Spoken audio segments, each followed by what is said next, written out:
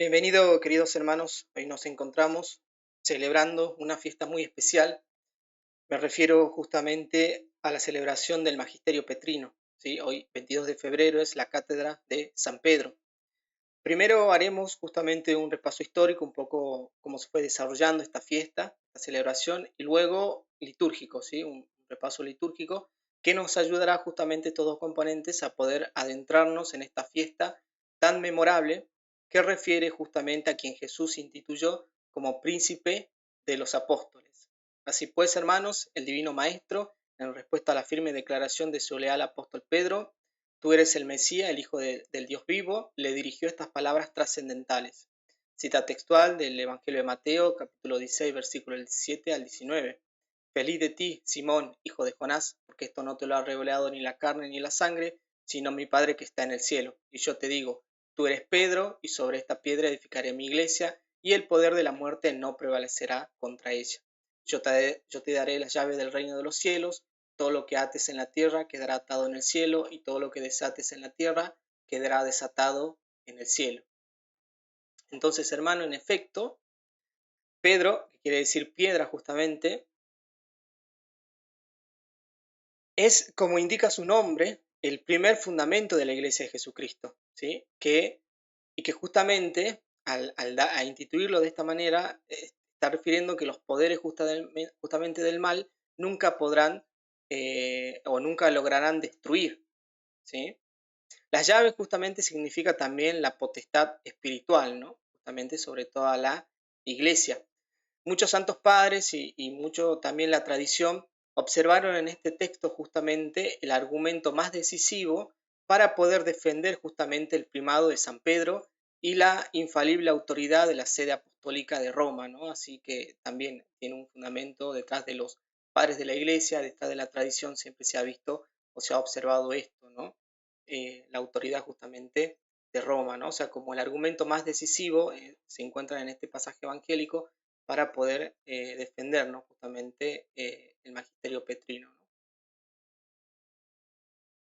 Entonces, con estas palabras, el Divino Redentor anunció la concesión a Pedro de varios privilegios sobre los demás apóstoles. Le otorgó el supremo poder de gobierno y magisterio, y así como el rol de legislador e intérprete de la doctrina evangélica, que constituye la base esencial de la obra de Jesús. Todo reino dividido será desolado, había dicho el mismo Divino Maestro. Y como el reino de Cristo debía existir por los siglos de los siglos hasta la consumación del mundo, ese supremo poder debía perpetuarse en los sucesores de Pedro. Todos estos privilegios y su perpetuación en los pontífices romanos se simbolizan y conmemoran la institución de la fiesta de la Cátedra de San Pedro.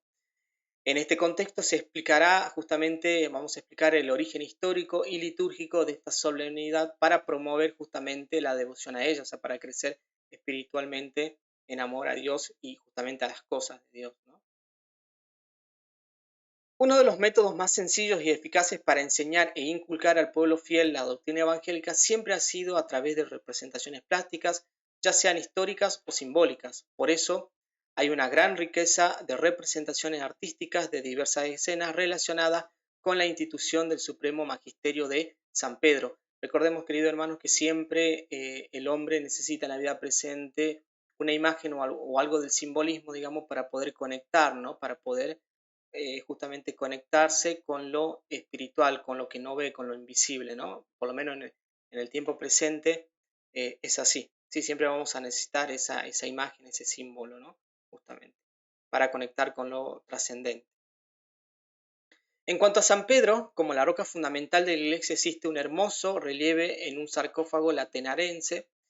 En él se puede ver una basílica, un baptisterio y un palacio en la parte superior, y más abajo las figuras del Salvador y su fiel apóstol, todo descansando sobre una roca.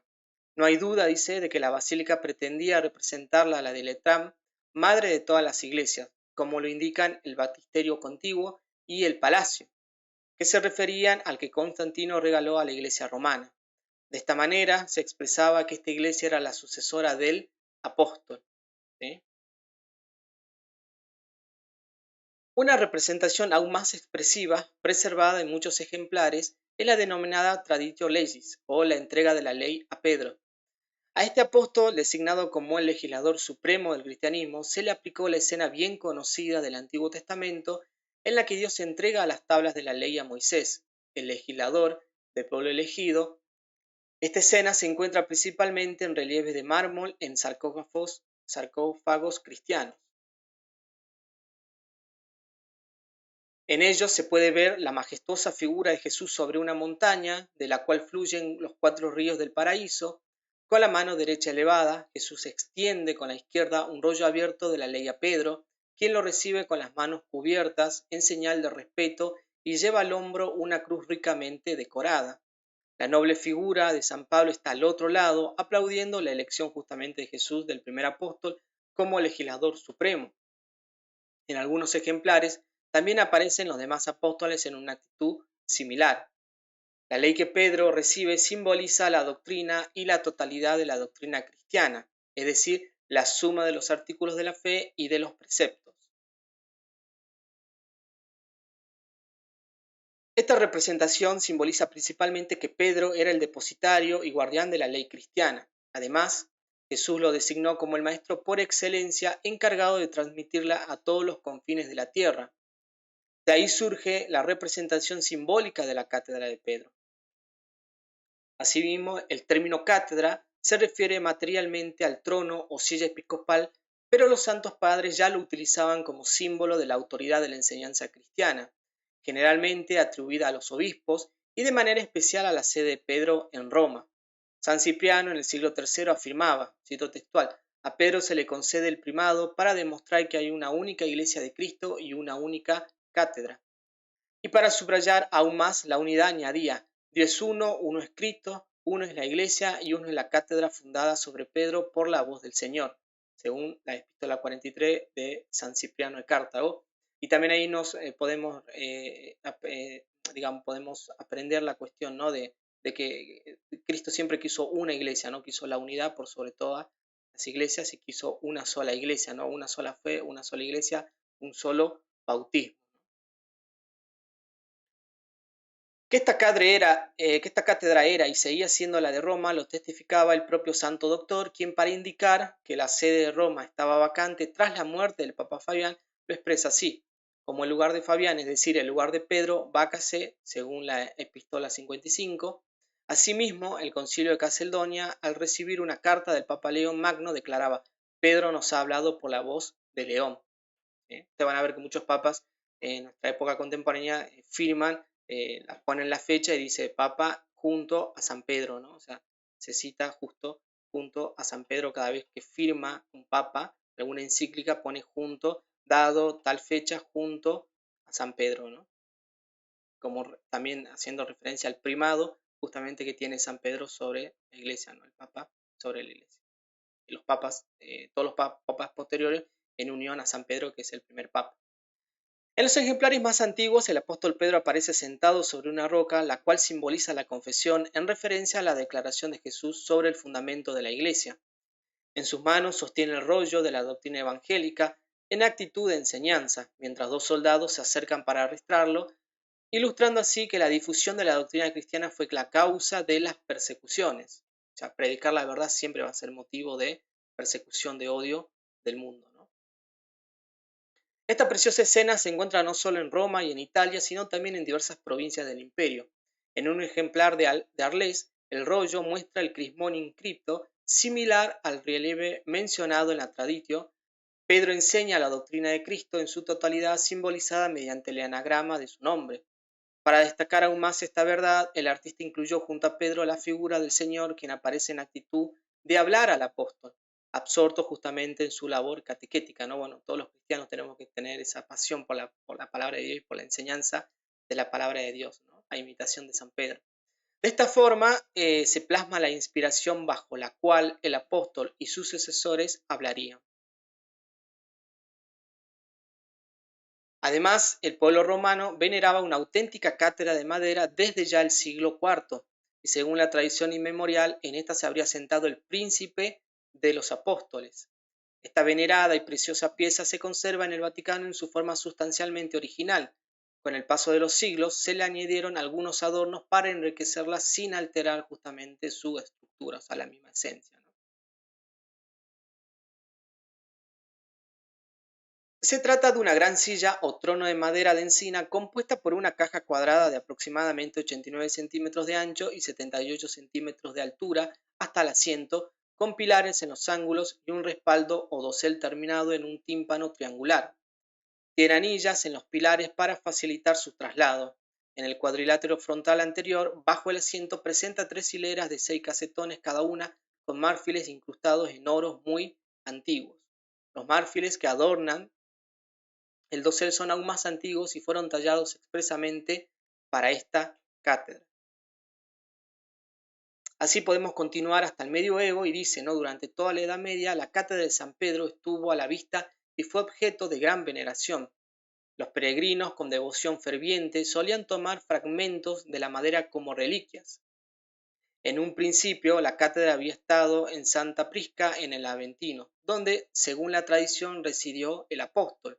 En el siglo IV, el Papa San Damaso la trasladó al baptisterio del Vaticano, construido por él mismo. Cuando se levantó la imponente Basílica Vaticana en el siglo XVI, se decidió conservar la venerada cátedra como reliquia. Bernini, el último gran arquitecto de las obras, colocó en el fondo del ábside un majestuoso altar barroco cuyo elemento principal es una colosal cátedra de bronce sostenida por ángeles, que actúa como relicario para la antigua silla del apóstol. En ocasiones extraordinarias puede ser mostrada a la veneración de los fieles, como ocurrió en el año 1867 durante el pontificado de Pío IX, al celebrarse justamente el centenario de la muerte de San Pedro. Pues bien, querido hermano, ahí nosotros estamos viendo esta obra, ¿sí?, artística justamente que habíamos referido más atrás, era la cuestión de, más arriba, de la traditio lesi o la entrega de la ley o de la totalidad de la doctrina a San Pedro de parte de Jesús, ¿no? Acá está, bueno, la pintura que manifiesta, ¿no? Que esta obra de arte que justamente manifiesta la entrega de la totalidad de la doctrina cristiana que incluye justamente el credo y los mandamientos de parte de Jesús a San Pedro, ¿no?